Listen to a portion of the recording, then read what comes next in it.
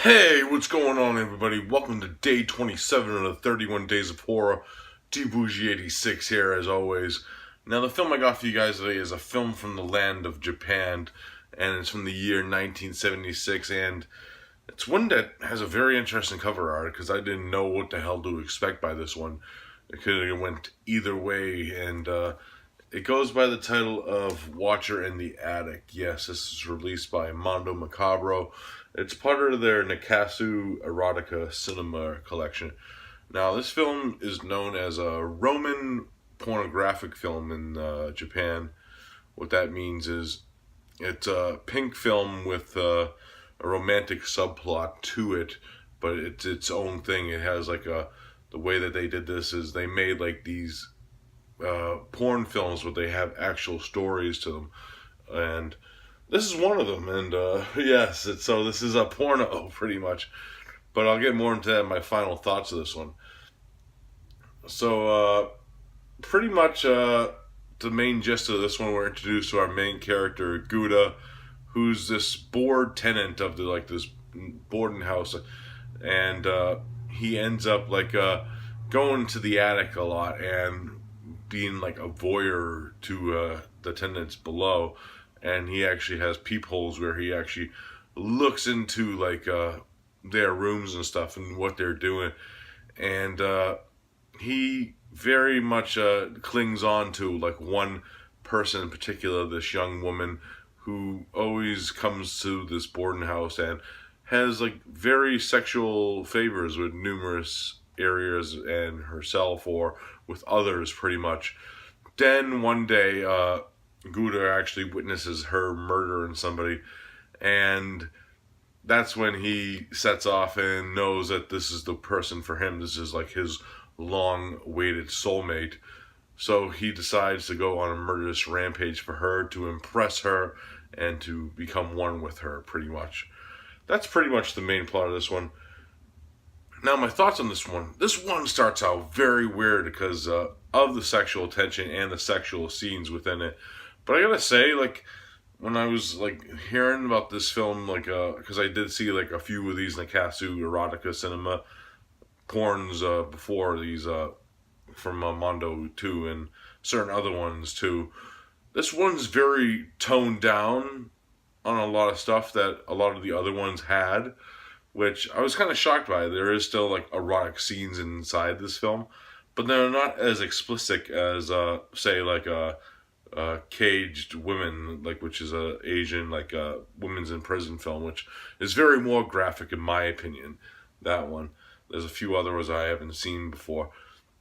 There's still eroticism inside the film, but it's done in a very elegant way, especially how the story is told with this. Pretty much it's about these two characters, and it's like a character study of these two characters and how they end up meeting and becoming one, pretty much. That's how the way the gist of the story is. It's about this voyeur who's watching from the attic, and then it's about this girl who has these sexual tendencies and is addicted to sex in a way and other things too, as we learn as the film progresses. And it's a very interesting take on a murderous couple, pretty much, which I did like that aspect of it. And like I said, the weirdness of the erotica scenes, there isn't a certain aspects of them that weren't too weird and kind of normal in my opinion, but there was ones that are very odd and out there, one involving when they're driving the car, there's foreplay and stuff like that, and it involves a cane pretty much, which was the handle part too of the cane. So I'm like, whoa, and it didn't look like no normal handle. So I'm like, ouch.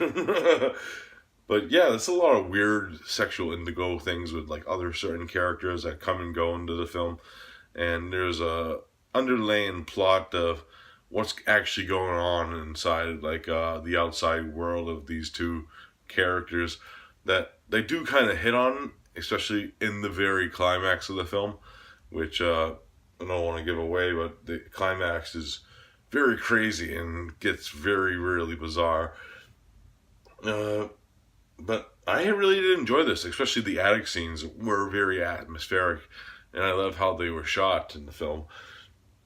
Uh, Very interesting film. Of course, like I said, this might not be for everyone because of like the eroticism, but it's not like in your face eroticism like a normal like Nikasu like erotica films are.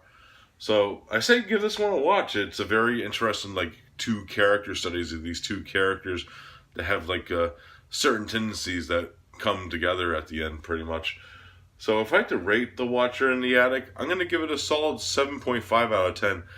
Like I said, it's kind of like a because it does kind of speed up and because of its running time, it's only like a 77-minute film. So it has like that edge to it, but then there's some certain aspects of like character development that I feel are kind of missing in the plot, which you do lose in translation in certain aspects with a shorter film like this.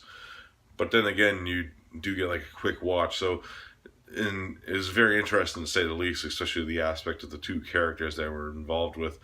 So yeah, 7.5 out of 10 for Watcher in the Attic. Really cool release. I want to actually check out this documentary that's on this release that Mondo put out. It's about like the Roman pornographic series in general, like certain aspects and how they empower women in a way. These films, which they do. You can see that, and especially in this one too, and how empowering the women characters are in this film.